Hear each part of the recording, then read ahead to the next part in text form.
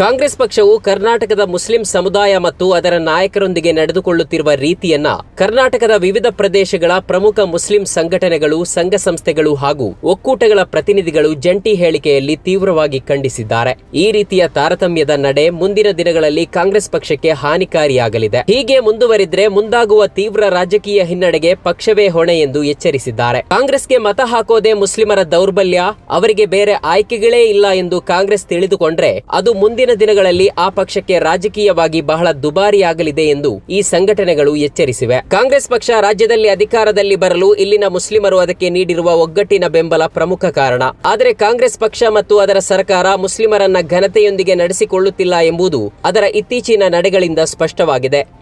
ತನ್ನನ್ನು ಬೆಂಬಲಿಸಿ ಅಧಿಕಾರಕ್ಕೆ ತರುವಲ್ಲಿ ನಿರ್ಣಾಯಕ ಕೊಡುಗೆ ನೀಡಿರುವ ಮುಸ್ಲಿಂ ಸಮುದಾಯಕ್ಕೆ ರಾಜಕೀಯ ನೇಮಕಾತಿಗಳಲ್ಲಿ ಹಾಗೂ ಅಧಿಕಾರಶಾಹಿಯ ಪ್ರಮುಖ ಹುದ್ದೆಗಳಲ್ಲೂ ಸೂಕ್ತ ಪ್ರಾತಿನಿಧ್ಯ ನೀಡದ ಕಾಂಗ್ರೆಸ್ ಈಗ ಮುಸ್ಲಿಂ ಸಮುದಾಯವನ್ನ ಮತ್ತೆ ಮತ್ತೆ ಅವಮಾನಿಸುತ್ತಿದೆ ಎಂಬ ನೋವಿನ ಭಾವನೆ ಸಮುದಾಯದಲ್ಲಿ ತೀವ್ರವಾಗುತ್ತಿದೆ ಎಂದು ಈ ಸಂಘಟನೆಗಳು ಹೇಳಿವೆ. ದಾವಣಗೆರೆ ಉಪಚುನಾವಣೆ ಹಾಗೂ ಇತ್ತೀಚಿನ ಬೆಳವಣಿಗೆಗಳನ್ನು ಗಮನಿಸಿದ್ರೆ ಕಾಂಗ್ರೆಸ್ ಪಕ್ಷವು ಮುಸ್ಲಿಮರಿಗೆ ಒಂದು ಸ್ಪಷ್ಟ ಸಂದೇಶ ನೀಡಿದಂತಿದೆ. ಅದೇನಂದ್ರೆ, ನೀವು ನಮ್ಗೆ ಒಂದು ವೋಟ್ ಬ್ಯಾಂಕ್ ಮಾತ್ರ. ಕಾಂಗ್ರೆಸ್ ಪಕ್ಷಕ್ಕೆ ವೋಟ್ ಹಾಕೋದು ಮಾತ್ರ ನಿಮ್ಮ ಕೆಲಸ. ಪಕ್ಷದಲ್ಲಿ ಹುದ್ದೆ, ಸ್ಥಾನಮಾನ, ಪ್ರಾತಿನಿಧ್ಯ, ಅವಕಾಶ ನಾವು ನೀಡುವ ಭಿಕ್ಷೆ. ಒಂದೊಮ್ಮೆ ನೀವು ಹಕ್ಕು ಅಥವಾ ನಿಮಗಾದ ಅನ್ಯಾಯದ ಕುರಿತು ಪ್ರಶ್ನೆ ಕೇಳಿದ್ದಲ್ಲಿ ಶಿಸ್ತು ಕ್ರಮ ಕೈಗೊಳ್ಳಲಾಗುವುದು. ಕಾಂಗ್ರೆಸ್ನ ಈ ಪಕ್ಷಪಾತಿ ಧೋರಣೆಯನ್ನ ಕರ್ನಾಟಕದ ಮುಸ್ಲಿಂ ಸಮುದಾಯ ಇನ್ಮುಂದೆ ಸಹಿಸೋದಿಲ್ಲ ಎಂದು ಈ ಸಂಘಟನೆಗಳ ಮುಖಂಡರು ಹೇಳಿದ್ದಾರೆ.